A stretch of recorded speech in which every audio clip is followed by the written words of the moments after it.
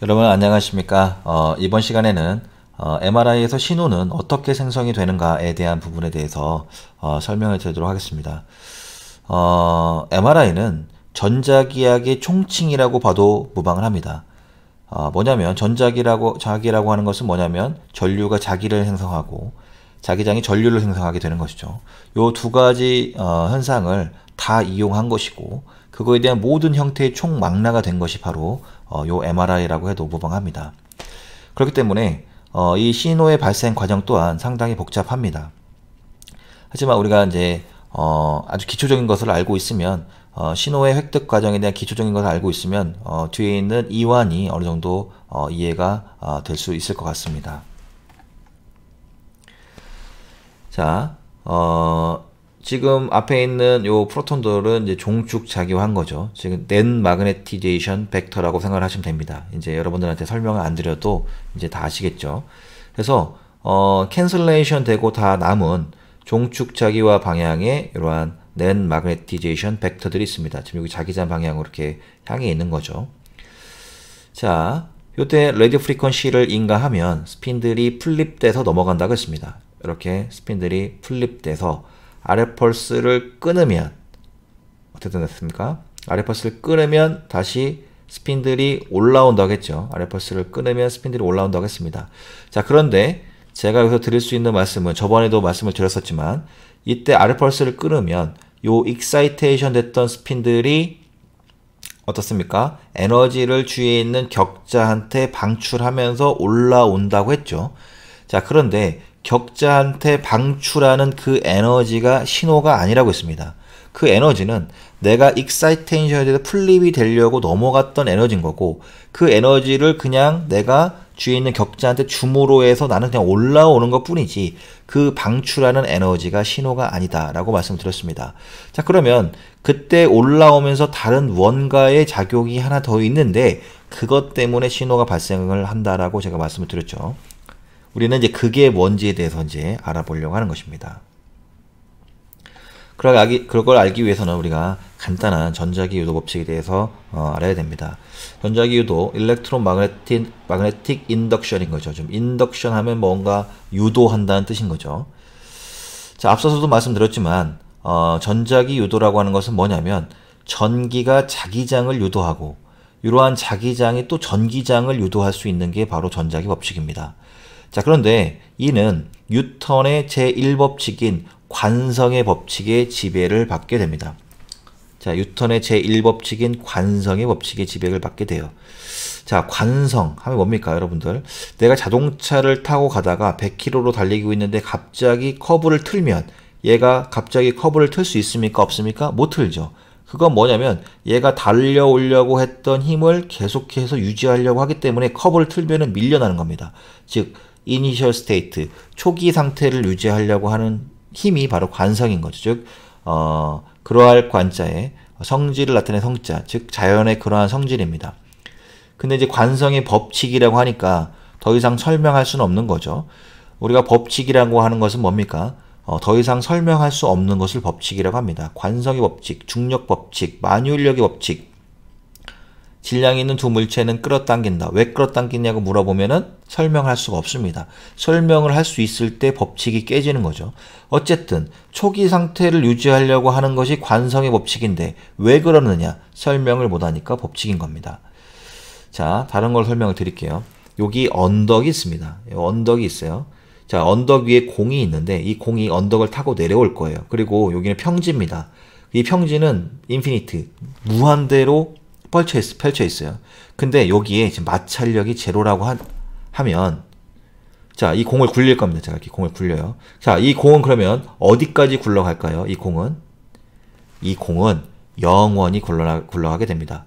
이 마찰력이 제로라고 한다면 이 공은 영원히 굴러가게 돼요. 왜냐? 평지를 타고 내려온 힘을 계속해서 유지하려고 하는 현상이 있기 때문에 이 공은 영원히 굴러가게 됩니다. 그래서 우리가 관성의 법칙은 초기 상태를 유지하려고 하는 현상을 관성의 법칙이다라는 것을 여러분들이 머릿속에 개념을 넣고 계시면 될 것 같습니다. 제가 이걸 설명드리는 이유는 다 있습니다. 어쨌든 관성의 법칙은 이런 거다. 초기 상태를 유지하려고 하는 것이다 라는 것을 여러분들이 머릿속에 넣고 계시면 될 것 같습니다. 자, 관성의 법칙은 잠시 접어두시고, 자, 여기 자석이 있어요. 자석 주위에는 지금 자기장이 형성이 되어 있죠. 자, 여기 앞에 있는 흰색 요 원형은 도선이라고 가정을 하겠습니다. 어떤 전선 같은 도선이에요. 자, 이때 자석을 이 도선 안으로 쭉 밀어넣었다가 다시 뺐다가 밀어넣었다 뺐다 이렇게 하게 되면 요 도선 주위에 있는 멈춰있던 전자가 움직이게 되고 검유계를 설치하면 여기서 우리는 뭘 얻을 수 있냐면 바로 전류를 얻어낼 수가 있습니다. 아, 도선 주위에서 자석을 왔다 갔다 했더니 뭐가 형성이 되더라? 바로 전자가 움직여서 전류가 형성이 되더라. 다른 말로 얘기하면 자석이 왔다 갔다 해서 전류가 흘렸다는 것은 자기장이 시간에 따라서 왔다 갔다 하니까 electrical field, 전기장이 형성됐구나 라는 사실을 알게 된 거죠. 자기장의 시간 변화가 electrical field를 형성한다는 뜻입니다. 자석이 움직이면 전류를 생성해낸다는 뜻입니다. 그런데 이는 앞서 말씀드린 뉴턴의 제1법칙인 관성의 법칙에 지배를 받게 되더라라는 것입니다. 자, 두 가지 사실을 설명드렸죠. 관성, 즉 초기 상태를 유지하려고 하는 게 관성이었고, 또 하나는 자석이 움직이면은 전류가 형성된다는 요 두 가지 사실을 알았습니다. 자, 요 두 가지 사실을 가지고 제가 설명을 하나 드리도록 하겠습니다. 이거 고등물리에서 나오는 현상인데요. 자, 요거를 MRI 통이라고 가정하겠습니다. 요 MRI 통 안에 자기장이 현재 0이에요. 자기장이 아예 없는 상태입니다. 0입니다. 자, 그때 여기 자석이 있습니다. N극에서 자기력선이 나가죠. 자, 여기 플러스 2짜리 자석이 여기 있다고 가정하겠습니다. 자, 지금 여기 현재는 0이에요. 근데 플러스 2짜리 자석을 안으로 쭉 집어넣을 거예요. 그러면 요 MRI 통 안에 자기장이 증가하겠죠. 어떻게? 0에서 플러스 1, 플러스 2로 점점 증가할 겁니다. 왜? 처음에는 0이었는데 플러스 2짜리 자석이 쭉 들어오니까 요 안에 자기장이 0에서 2로 증가를 하겠죠. 자, 그런데 자, 생각을 해봅시다. 여기에 초기 자기장은 얼마였습니까? 0이었죠. 초기 자기장은 0이었습니다. 그런데 얘가 들어옴으로 해서 뭘로 바뀌었냐면 자기장이 2로 바뀌게 된 거죠. 자, 아까 제가 관성의 법칙은 뭐라고 했냐면 초기 상태를 유지하려고 하는 현상이다 라고 했습니다. 따라서 자연은 초기 상태를 유지하려고 요 플러스 2짜리의 자석을 밀어내는 방향으로 자기장을 형성합니다. 자, 왜 형성하느냐? 법칙이기 때문에 더 이상 제가 설명할 수가 없습니다. 따라서 앙페르의 오른손 법칙을 대입을 해보면 아래에서 위로 말아 올라가는 자기장이 형성되니까 엄지손가락 방향으로 전류가 형성이 되고 이렇게 따라가 보면 아래에서 위로 올라오는 전류를 얻어낼 수가 있더라라는 것입니다. 자, 한 가지 경우만 더 보도록 할게요. 아까는 여기가 0이었고 바깥에 자석이 있었지만 자, 이번에는 요 MRI 통 안에 자석이 있습니다. 자, 플러스 2짜리 자석이 통 안에 있기 때문에 요 MRI 통 안에 지금 자석은 자기장의 세기는 얼마입니까? 현재 플러스 2인 거죠. 현재 처음 초기 자기장이 플러스 2인 겁니다. 자, 이 상태에서 이렇게 자석을 위로 잡아 뺐어요. 그러면 여기 자기장이 어떻게 될까요? 점점 감소하겠죠. 어떻게요? 플러스 2에서 0으로 감소한 겁니다. 얘하고 반대죠. 얘는 0이었다가 플러스 2로 증가한 거지만 얘는 처음에 플러스 2였다가 자석을 빼내니까 0으로 감소하게 된 겁니다. 자, 그러면 얘 입장에서 보면 나의 초기 자기장은 플러스 2였는데 자석을 빼냈기 때문에 나의 자기장을 잃었구나. 그럼 나는 초기 상태를 유지하려면 어떻게 됩니까? 자기장을 잃지 않기 위해서 위에서 아래로 자기장을 형성해야 되고, 마찬가지로 얘는 법칙이기 때문에 왜 이러한 현상이 생기는지는 설명할 수가 없고, 앙페르의 오른손 법칙을 대입을 해보면 위에서 아래로 자기장이 형성되니까 엄지손가락 방향으로 전류가 형성되고, 이렇게 따라가 보면 위에서 아래로 내려오는 유도 전류를 얻어낼 수가 있더라 라는 것입니다. 자, 요렇게 유도된 전류를 우리가 유도 전류다 이렇게 얘기를 합니다. 즉 여기 보시면 아까 자석을 넣었죠. 자석을 넣었다 뺐다 하면은 뭡니까? 여기에 전류가 흐르더라. 그렇게 흐르는 전류를 우리가 뭐라고 하냐면 인덕션 커런트, 유도 전류다라고 한다. 왜? 자석에 의해서 유도되었다. 그래서 우리는 유도 전류다 이렇게 얘기를 하게 되는 것입니다. 이 인덕션 커런트라고 하는 유도 전류는 뭐로 표시냐 하냐면 유도 기전력이라고 하는 V로 표시를 합니다. 아니 우리는 전류를 I라고 표시를 해야지 왜 전류를 V라고 표시하느냐. 자, 우리가 전류는 뭡니까? 전위차에서 흐르는 거죠. 그래서 전위차가 크면 전류가 많이 흐르는 것이고 전위차가 작으면 전류가 적게 흐르는 겁니다. 즉 유도 기전력이 크다는 건 뭐냐면 유도 전류를 만들어낼 수 있는 힘이 크다는 거죠. 일반적인 전류와 구분하기 위해서 유도 기전력 V로 표시를 하게 됩니다. 아, 자석에 의해서 생성된 전류인 유도 전류는 V로 표시하는구나. 자, 그런데 자석의 방향과 반대 방향으로 생기는구나. 그랬죠? 내가 어떻습니까? 자석을 위로 뺐더니 반대 방향으로 생겼고 자석을 아래로 밀어넣었더니 어떻습니까?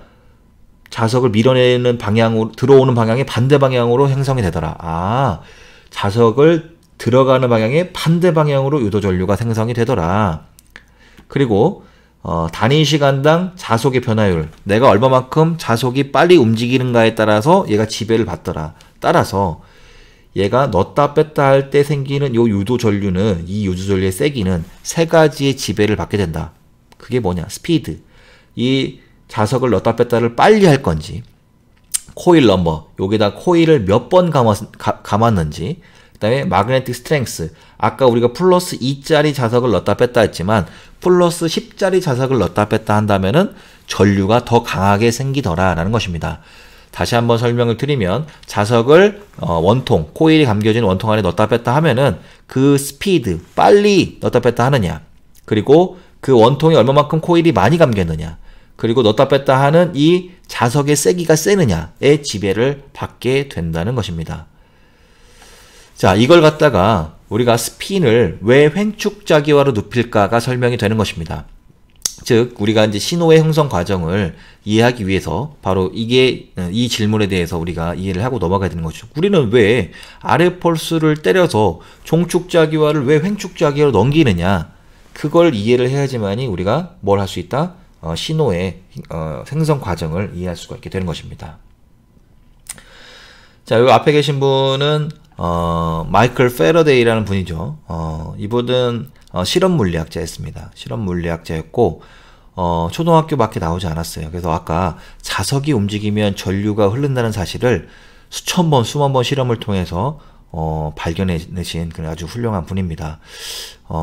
그리고 이분이 나중에 공헌을 인정받아서 왕실에서 부와 명예를 준다고 했음에도 불구하고 본인은 극구 거절하면서 본인처럼 학교를 다니지 못해서 배움을 많이 못 얻었던 친구들한테 배움의 장을 열어달라고 했던 아주 훌륭한 분입니다. 아인슈타인의 서재에 몇 분의 사진이 걸려 있는데 그 분의 한 분이 바로 요 마이클 페러데이의 사진이 아인슈타인의 서재에 사진이 걸려 있었다고 합니다. 어쨌든 이 마이클 페러데이라는 분이 없었으면 이 전자기학의 발전은 없었거나 더 더뎠겠죠. 자, 앞서서 제가 뭐라고 했냐면 요 자석을 넣었다 뺐다 하면은 전류가 생성이 된다고 했죠. 그거에 대한 수식이 바로 이겁니다. V, 넣었다 뺐다 할 때 생기는 이 흐르는 전류 V는, 전류 왜 V라고 한 줄 알았죠? 일반적인 전류와 구분하기 위해서 유도 기전력을 썼고, 델타 T, T가 뭡니까? 넣었다 뺐다 하는 속도가 짧으면 짧을수록, 짧다는 거는 반비례하는 거죠. 델타 T, 델타라고 하는 건 변화율입니다. 즉 자석이 왔다 갔다 하는 시간이 짧을수록, 그 다음에 변화하는 자속, 왔다 갔다 하는 자석, 파이가 뭐였습니까? 자속의 세기였죠. 자석 밀도가 제가 자석의 세기라고 했잖아요. 즉 들어왔다 나갔다 하는 요 자석의 세기의 지배를 받게 된다. 아, 자석의 세기가 세면은 전류가 많이 흐르는 것이고, 넣었다 뺐다 하는 속도가 짧으면은 뭡니까? 전류가 많이 흐르는 것이고, 그런데 그때 N은 뭐냐? 여기다 코일을 많이 감으면 많이 감을수록 전류가 많이 생성이 되는구나. 즉 자석을 움직이면 자석을 움직이면 전류가 생성되는데 그 전류는 많이 감으면 감을수록 코일을, 그 다음에 자석을 넣다 뺐다를 빨리 할수록 자석의 세기가 셀수록 유도 전류는 강하게 발생한다. 이게 바로 마이클 패러데이의 법칙이고, 앞에 마이너스가 붙었던 건 뭐였습니까? 자석이 진행하는 방향의 반대 방향으로 생성된다. 왜? 관성의 법칙에 의해서 자석이 진행하는 방향의 유도 전류는 반대 방향으로 생성된다 하는 것이 바로 렌츠의 법칙이 되겠습니다. 그래서 요 마이너스 보호를 빼고 나머지 자석이 움직였을 때 전류가 발생하는 공식이 마이클 패러데이의 법칙이라고 한다면 요 방향, 그때 생기는 전류의 방향은 자석이 진행하는 방향의 반대로 생성된다 하는 것이 바로 렌츠의 법칙입니다. 따라서 요게 바로 패러데이 렌츠의 법칙이 되는 것입니다. 다시 한번 설명하면 자석이 움직이면 전류가 생성이 된다. 그 전류의 세기는 코일을 얼마만큼 많이 감았느냐, 그리고 넣다 뺐다를 빨리 하느냐, 그리고 넣다 뺐다 하는 자석의 세기에 지배를 받는다라는 사실을 여러분들이 아시면 될 것 같습니다. 자, 그래서 우리는 이걸 갖다가 뭐라고 설명을 드리냐면 바로 발전기의 원리를 설명하죠. 그래서 우리가 발전기 어떻습니까? N극과 S극의 자석 중간이 뭘 넣습니까? 코일을 위치시키는 거죠. 자, N극에서 S극으로 뭐가 지나가냐면 이렇게 다음과 같은 뭐가 지나갑니까? 자석이 나가는 거죠. 제가 말씀드렸죠. 자석을 반으로 뚝 자르면 N극과 S극이 분리가 되지 않아서 자석의 세기는 N극에서 나가서 S극으로 들어간다 했죠. 그래서 이렇게 위치를 시켜놓으면 N극에서는 이렇게 자석이 S극으로 나가게 되는 것입니다. 요 사이에 뭘 설치한 겁니까? 다음과 같은 코일을 설치한 거죠. 그래서 코일을 어떻게 됩니까? 요 자석 안에서 돌리게 되는 거죠. 이렇게 돌리는 겁니다. 그러면 뭐가 됩니까? 아까 같은 전류 신호가 나오게 되는 것이죠. 자, 요거는 여러분들이 이해를 못 하셔도 되지만 그냥 듣고 이해하실 분들은 이해하시고 못 하시면 넘어가도 됩니다. 하지만 이해를 하는 것을 더 원하시는 분도 있기 때문에 제가 설명해 드릴게요. 이 부분은 몰라도 되지만 여러분들이 이해를 하시면 더 좋기 때문에 그냥 설명하고 넘어갈게요. 자, 이렇게 돌리는 거죠. 코일을, 면적이 넓은 이 코일을 계속해서 회전하는 겁니다. 자, 그러면 봅시다. 자속의 입장에서 봤어요. 자, 그럼 어떻습니까? 이 코일을 갖다가 돌려요. 그러니까 코일이 네모난 면적의 코일을 돌려요. 자, 그러면 최초 코일이 이렇게 서 있을 때는 자석이 이 면적을 넘어가는 자석의 양이 제일 많은 거죠. 제일 많은 겁니다. 하지만 코일이 이렇게 수평으로 되어 있을 때는 자석이 지나가는 면적이 제일 적은 것이고, 반대로 누웠을 때는 이 면적을 지나가는 자석의 양이 제일 많은 것이고, 그래서 얘가 돌아갔을 때 자속 입장에서 보면은 이렇게 코사인 형태의 그래프를 그리게 됩니다. 자, 근데 자속의 변화율 입장에서 보면 얘가 가만히 있을 때는 자속이 변하지 않았죠. 자석이 움직이지 않았으니까 0이지만 얘가 어떻습니까? 옆으로 눕는 순간 자속이 변한 거죠. 다시 원위치로 올라오는 순간 자석이 안 변한 거고. 그래서 자속의 입장에서 보면은 이 면적을 지나가는 자속의 양은 다음과 같은 코사인 형태의 그래프를 그리게 되고, 다음과 같은 자속의 변화율 입장에서는 다음과 같은 마이너스 사인 형태의 그래프를 그리게 됩니다. 우리가 코사인 미분하면 마이너스 사인 되죠. 자, 그래서 얘를 뒤집으면 뭐가 됩니까? 얘가 아까 뭐라고 했어요?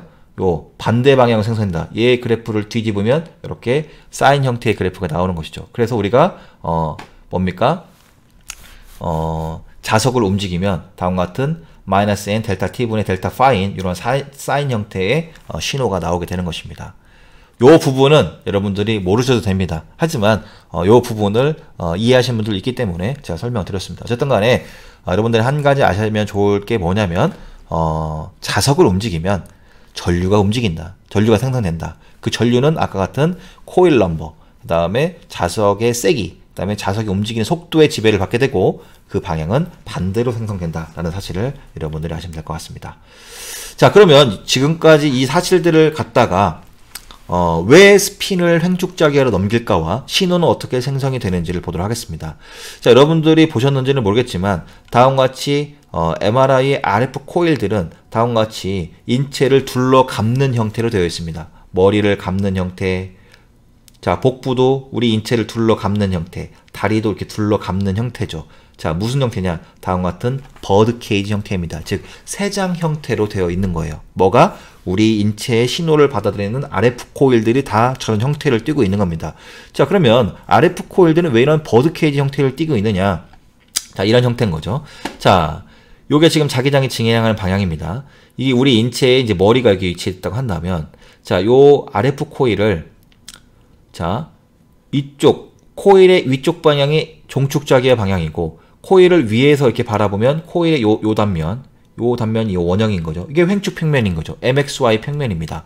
자, 그런데 이 코일 요 MXY 평면에는 뭐가 있냐면 다음과 같은 코일 엘리먼트들이라는 것이 있습니다. 이 코일 엘리먼트가 뭐냐면 어떠한 신호가 나왔을 때 그 신호를 받을 수 있는 회로가 바로 이 코일 엘리먼트입니다. 종축에는 있느냐? 종축에는 없어요. 어디 있느냐? 횡축에만 이러한 코일 엘리먼트들이 있는 겁니다. 요거를 위에서 바라보면 이렇게 되겠죠. 자, 요 코일에 우리 인체가 놓여졌다고 생각을 한다면, 자, 뭐 극단적인 예를 들어볼게요. 우리 프로톤이 이렇게 정렬했겠죠. 그러다가 종축자기화로 정렬했다가 알폴스를 맞으면 얘가 횡축으로 넘어가요. 이렇게 코일 주에서 이렇게 횡축으로 넘어간 겁니다. 그때 RF펄스를 끊으면, 제가 뭐라고 했습니까? RF펄스를 끊으면 뭡니까? 레버레터리 프레임에 의해서 얘가 릴렉세이션 하면서 원래 있던 자리로 올라온다고 했죠. 자, 그런데 요 프로톤 하나는 아까 제가 뭐라고 했습니까? 하나의 자석이라고 했죠. 자, 그런데 자석이 움직이면 뭐가 발생한다고 했습니까? 전류가 발생한다고 했죠. 아, RF펄스를 끊으면 그때부터 스핀들이 레버레터리 프레임에 의해서 릴렉세이션 하면서 코일 주위를 회전하게 되고, 코일 주위를 왔다 갔다 한다는 건 뭐냐면 자석이 움직인 거고, 자석이 움직인다는 것은 마이클 패러데이 법칙에 의해서 전류가 생성이 된다. 그래서 우리가 MRI를 RF펄스를 끊으면 신호가 나오는 이유가 뭐냐면, RF펄스를 끊는 순간부터 이러한 프로톤들이 뭡니까? 회전을 하기 시작하고, 그때부터 EMF, 일렉트로 마그네틱 포스, 전자기력이 그때부터 생성이 되는 것이고, 그때부터 코일 주위에서 신호를 받을 수 있는 것이고, RF펄스를 때려서 횡축으로 넘겼던 이유는 요 신호를 받을 수 있는 회로들이 횡축에 있었기 때문입니다. 다시 한번 정리를 하자면, RF 펄스를 때려서 종축자기화를 횡축으로 넘겼던 이유는 신호를 받으려고 준비 중인 회로들이 횡축에 있기 때문이고, RF 펄스를 끊었을 때 신호가 나오는 이유는 끊으면 얘네들이 릴렉세이션 하면서 원래 있던 자리로 회전하면서 올라오는데, 이 회전하면서 올라오는 이 프로톤들은 하나의 다이폴 모먼트, 자석이기 때문에, 자석이 움직이게 되면 전류를 형성한다는 마이클 패러데이 법칙이기 때문에 우리가 EMF의 힘을 받아서 신호가 생성이 되게 되는 것입니다. 그래서 로테이팅 프레임을 설명드리면, RF펄스를 때리면 횡축으로 넘어왔죠. 여기 코일이 있습니다. RF펄스를 끊는 순간 얘네들이 신호를 내면서 종축으로 회복을 하게 되는 것을 우리가 알 수 있게 되는 것입니다. 그래서 우리가 T2 위에서 바라보면 어떻습니까? RF펄스를 끊으면 이 스핀들이 디케이를 하면서 이렇게 횡축해서 코일에서 신호가 유도되는 것이고, 그 신호의 크기는 얘들이 점점점 사라지면서 이렇게 줄어드는 FID 신호를 형성하게 된다라는 사실을 여러분들이 알면 될 것 같습니다. 자, 그래서 우리가 다시 처음으로 돌아와서 종축자기화로 이렇게 스핀들이 향해 있죠. 자기장 방향을 향해 있는데, RF펄스를 때리면 뭡니까? 요 RF펄스에 의한 B1 필드, 새로운 자기장이 형성돼서 토크의 힘을 받아서 이 스핀들이 이렇게 횡축으로 넘어온 거죠. 요 횡축 평면에는 아까 말씀드렸다시피 어떤 신호를 받아들일 수 있는 회로들이 위치해 있다고 했죠. 이 상태에서 RF펄스를 끊으면 애들이 이완을 하면서 원래 있던 자리로 올라가게 되는데, 그때 제가 뭐라고 했습니까? 요 하나하나의 프로톤들은 하나의 자석이다. 자석이 움직이면서 회전하면서 자기장의 시간 변화가 일렉트리컬 필드, 전기장을 형성한다는 마이클 패러데이 법칙에 의해서 RF 코일 주위에서 바로 전류가 유도가 되더라 라는 사실을 알 수가 있었습니다. 자, 오늘은 MRI에서 신호가 어떻게 형성이 되는지, 신호의 형성 과정에 대해서 알아보는 시간이었습니다. 자, 끝까지 경청해 주셔서 대단히 감사합니다.